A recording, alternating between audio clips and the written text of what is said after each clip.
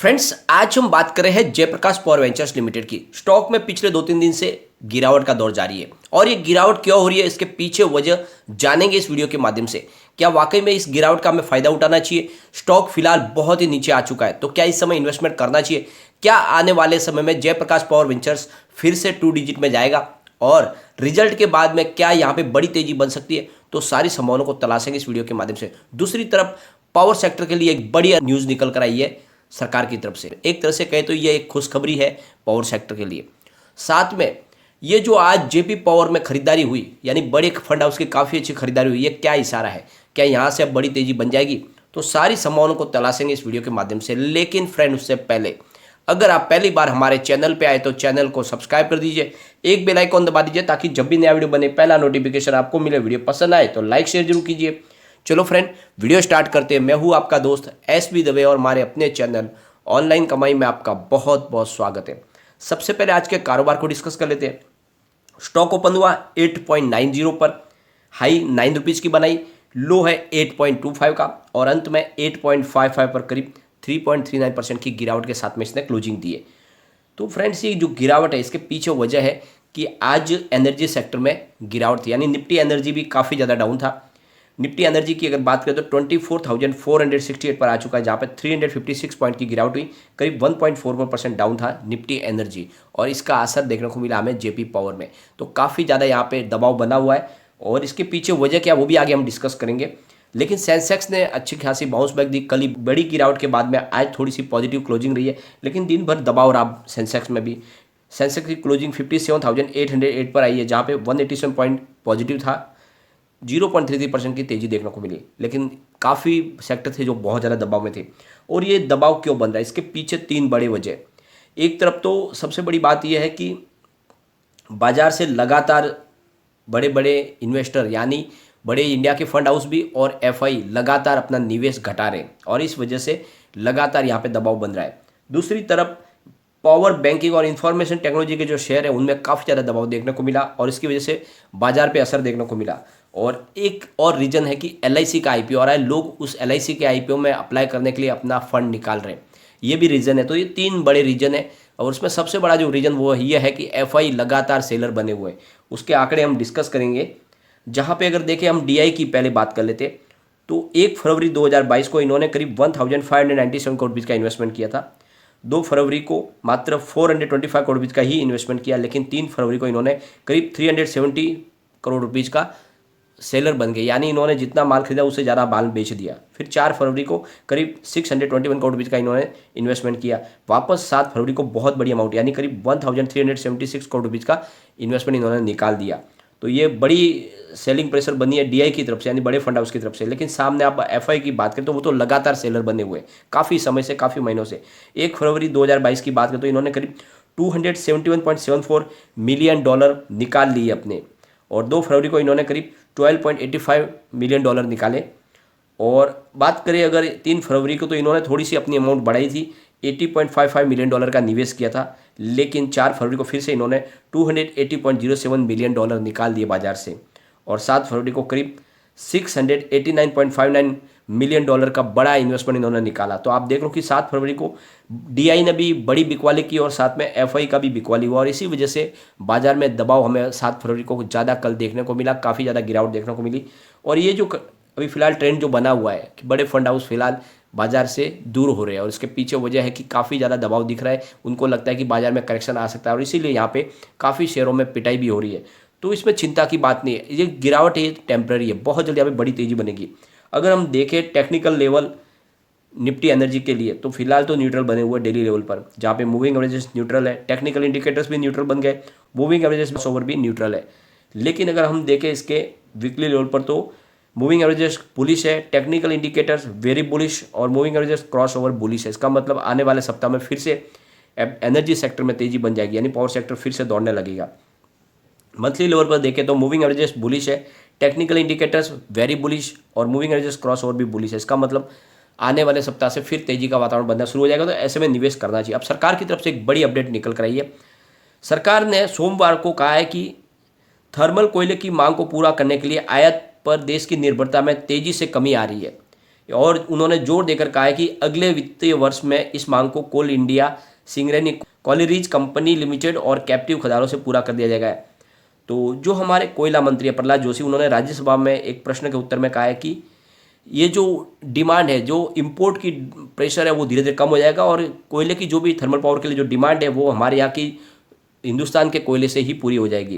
कोयला मंत्री प्रहलाद जोशी ने राज्यसभा में कहा है कि 2022 से 23 के लिए कोयला आधारित बिजली उत्पादन के लिए करीब 727 मिलियन टन घरेलू कोयले की आवश्यकता का अनुमान लगाया उन्होंने कि इतनी जरूरत पड़ेगी घरेलू कोयले की। जोशी ने कहा कि थर्मल कोयले की मांग को पूरा करने के लिए आयात पर भारत की निर्भरता में तेजी से कमी आई है। कोल इंडिया लिमिटेड यानी CIL ने पिछले महीने बिजली क्षेत्र को करीब 50.7 मैट्रिक टन कोयले की आपूर्ति की है, जो पिछले वित्तीय वर्ष के जनवरी के में करीब 40.8% था।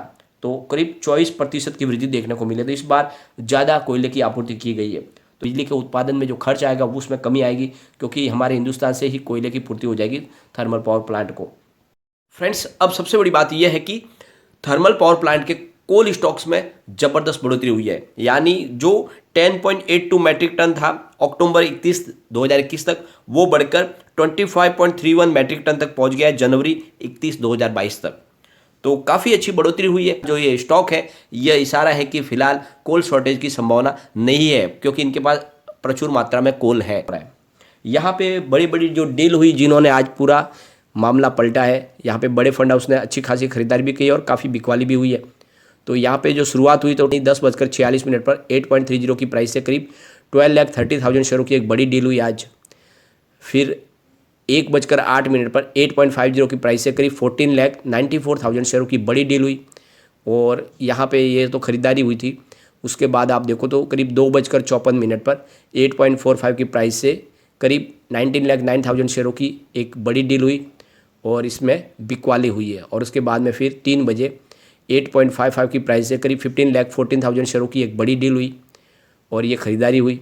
उसके बाद में फिर आप देखो तो 3:14 पर 8.65 की प्राइस से करीब 31,56,000 शेयरों की बड़ी डील हुई और ये भी खरीदारी हुई है। उसके बाद में आप देख लो कि 3:20 पर 8.60 की प्राइस से करीब 23,42,000 शेयरों की एक बड़ी डील हुई और उसके बाद में फिर बाजार बंद होते थे 3:29 पर 8.55 की प्राइस से करीब 14,37,000 शेयरों की बड़ी डील हुई। तो आप देख लो काफ़ी बड़ी डील हुई, यानी बड़े फंड हाउस ने आज इसमें प्रॉफिट बुकिंग भी की और काफ़ी अच्छी खरीदारी भी की है।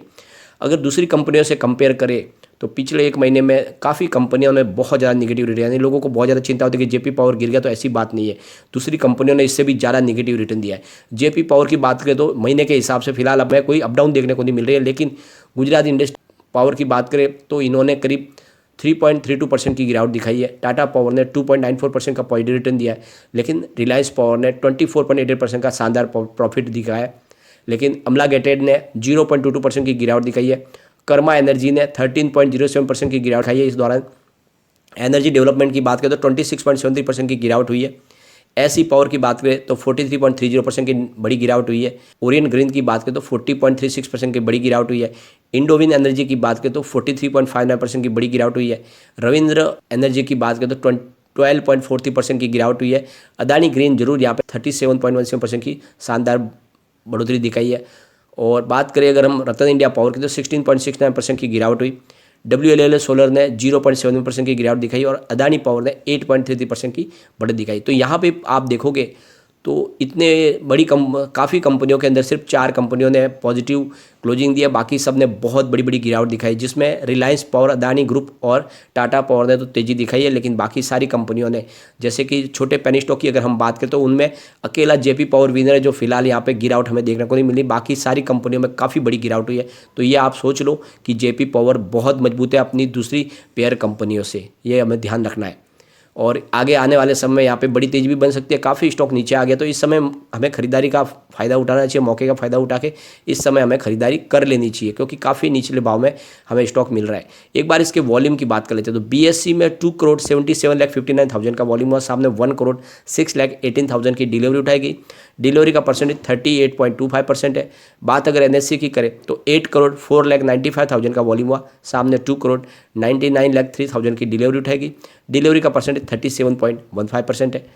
अगर इसके वॉल्यूम को हम देखें तो पिछले एक महीने पहले इसका 26 करोड़ रुपीज़ का वॉल्यूम हुआ था, 1 वीक पहले 9 करोड़ रुपीज़ का वॉल्यूम हुआ था, कल इसका 7 करोड़ रुपीज़ का वॉल्यूम हुआ था, लेकिन आज 14 करोड़ रुपीज़ का वॉल्यूम हुआ। तो वॉल्यूम जस्ट दुगुना हो चुका है, जो इशारा है कि काफ़ी अच्छी खरीदारी हो रही है इस लेवल पे। यहाँ पे अगर हम सेलर बायर के आंकड़े देखें तो बायर ज़्यादा है सेलर से ज़्यादा, ये अच्छी बात है। 1,81,58,000 बायर थे, लेकिन सेलर 1,77,46,000 थे। इसका मतलब पलड़ा बायर का भारी है, इसलिए बहुत जल्द यहाँ पे बड़ी तेज़ी बन सकती है। जैसे कि ये जो सरकार की तरफ से रिपोर्ट पेश की गई है राज्यसभा में कि कोल डिमांड अब जो भी है पूरी हिंदुस्तान से ही पूरी हो जाएगी, बाहर से हमें कोल इंपोर्ट करना नहीं पड़ेगा। तो ऐसे में इनकी कॉस्टिंग में कमी आएगी, तो बिजली सस्ती बनेगी, तो इनके रेवेन्यू में बढ़ोतरी होगी। तो ऐसे में जितने भी coal based thermal power plant है वो अच्छा खासा रेवेन्यू अर्न करेंगे और प्रॉफिट में बढ़ोतरी होगी, तो उसका फ़ायदा हमें भी देखने को मिलेगा, शेयरों की प्राइस बढ़ेगी। तो बिल्कुल इन्वेस्टमेंट करें, बहुत कम प्राइस में मिल रहा है, आने वाले समय ये मल्टीबैगर बन सकता है। लेकिन फ्रेंड, कोई भी इन्वेस्टमेंट करने से पहले अपने फाइनेंशियल एडवाइजर से एक बार एडवाइस ले ले या अपना खुद का रिसर्च करें, क्योंकि मैंने वीडियो आपके एजुकेशनल पर्पज़ के लिए ही बनाया। वीडियो पसंद आए तो लाइक शेयर जरूर कीजिए और चैनल को सब्सक्राइब कर दीजिए। Thank you friend.